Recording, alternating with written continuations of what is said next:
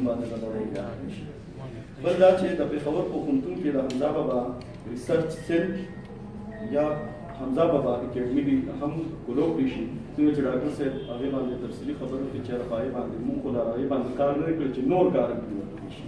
دوی وایي چې هر سړی چې راځي نو هغه خپلې ورسره سلک ډېر کار کوي خو دا به نه شي ساتلی، ښه باقاعده توګه باندې دا کار کول پکار دی. د دې هم تاسو تایید کوئ.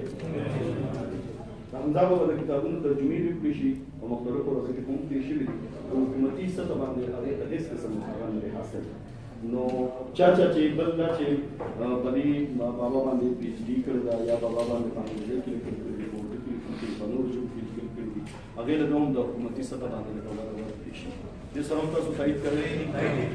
بله دا چې د بابا دغه کوم کار چې دی دغه کوم کلچر یا کلتور والا کمپلیکس دی هغې ته هغه رنګ دغه ورکړي شي، نظر یا رڼا چور یا د هغې لپاره خیال دې ورته وکړي شي څنګه چې د عبدالرحمان بابا یا د خوشحال بابا کوم حکومتي خرچه باندې راغلی کار آرکیالوجي یا نور ډپارټمنټ چې دی شروع کړي نو هغه چې د هغې غوښتنه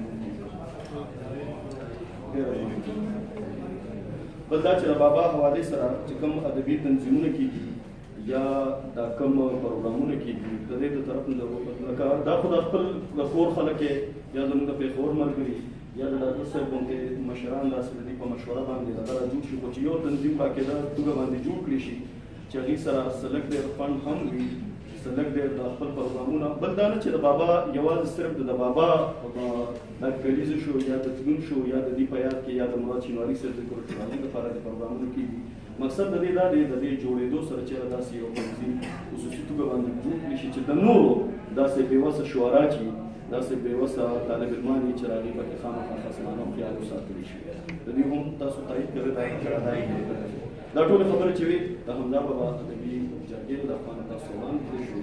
بل دا چې د بابا کورنۍ چې کومه ده په هغې کې موږ سره کوشش کړی دا وړاندې کړې شوه.